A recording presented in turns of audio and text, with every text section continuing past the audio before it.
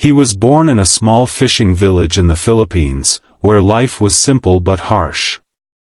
His family lived in a fragile wooden hut by the shore, patched up many times to survive the storms. His father went out every dawn to fish, often returning with little, while his mother worked long hours selling vegetables in the crowded market. They barely had enough to eat, but they always had love. From an early age, the boy discovered that singing made him feel alive. He sang in church, at school, and sometimes alone by the sea, his voice rising above the waves like a secret only the sky could hear. But poverty weighed heavily on his shoulders. He wore the same worn-out clothes to school, often walking barefoot on rocky paths, clutching second-hand books that smelled of dust and hope. Other children teased him, saying he was destined to be poor forever. Yet whenever he sang, their laughter faded, replaced by awe they didn't want to admit. Music was his escape, his dream, his prayer. He whispered to himself at night, "One day, I will sing for the world." That day seemed impossible until a teacher noticed his voice and encouraged him to audition for America's Got Talent. The thought was overwhelming: how could a poor boy from the Philippines stand on a stage in America? But his parents, with trembling hearts, believed in him. They sold small things, borrowed from relatives, and managed to secure the trip. His mother stitched together an old shirt so he would look presentable, while his father gave him his blessing with calloused hands on his shoulders. When the day came, he clutched his small bag, boarded a plane for the first time, and whispered a prayer as the engines roared. He was terrified, but he knew this was the chance of a lifetime. The moment finally arrived when he stood backstage at America's Got Talent. The lights were blinding, the cameras moved like giant eyes searching for stories, and the sound of the cheering crowd made his heart pound faster than ever before. He was only a boy from a small fishing village, yet here he was, about to face the world.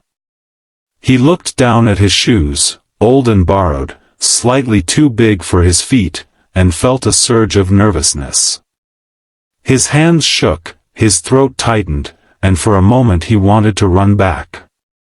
But then he remembered his father's words, "Sing with your heart, Anak, and people will listen." He closed his eyes, took a breath, and stepped out. The stage felt enormous. Bright spotlights blinded him, but he could feel thousands of eyes watching. The judges sat before him, larger than life. Simon leaned forward, studying him with that piercing gaze, while Sophia and Heidi smiled warmly. Howie gave a small nod of encouragement. Simon's voice broke the silence. "What's your dream?" The boy's voice trembled as he answered softly, "To sing. And to make my parents proud." The audience grew quiet, sensing the weight behind those simple words.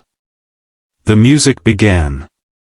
At first his voice was fragile, like a whisper carried by the wind. Some in the crowd held their breath, unsure if he could handle the pressure. But then, something shifted. His voice grew stronger, rising higher, filled with emotion that seemed far too deep for someone his age. He poured his struggles, his hunger, his dreams into every note. His eyes glistened under the lights, and each word carried the story of a boy who had nothing but dared to dream everything. By the second verse, silence swept the room. All doubts were gone, this was no ordinary performance. As the boy reached the middle of the song, the atmosphere in the theater changed completely. The nervousness that once trembled in his voice was replaced by a power that nobody expected. Each note carried raw emotion, rising from the depths of his struggles and reaching every corner of the hall. The audience leaned forward, captivated, their eyes wide, their hearts pulled into his story without even knowing it. Some people began wiping their eyes, unable to believe that such a small, shy boy could sing with such force and truth. His voice cracked once, but instead of weakness, it revealed a sincerity that only made the moment more powerful.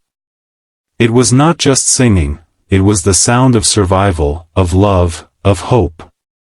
When he approached the final chorus, he closed his eyes tightly, clutching the microphone as though it was the only thing holding him up.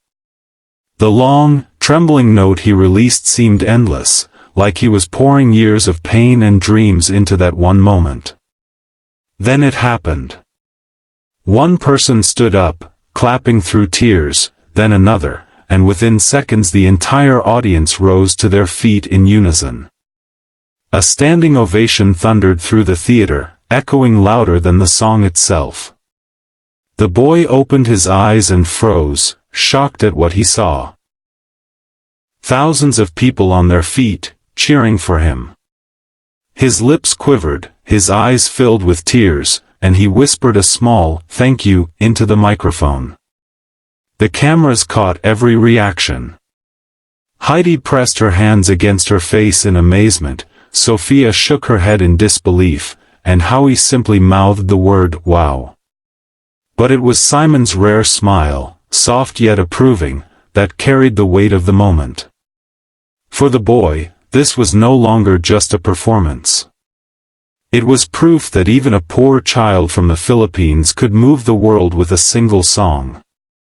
When the last echoes of his song faded, the theater was still roaring with applause.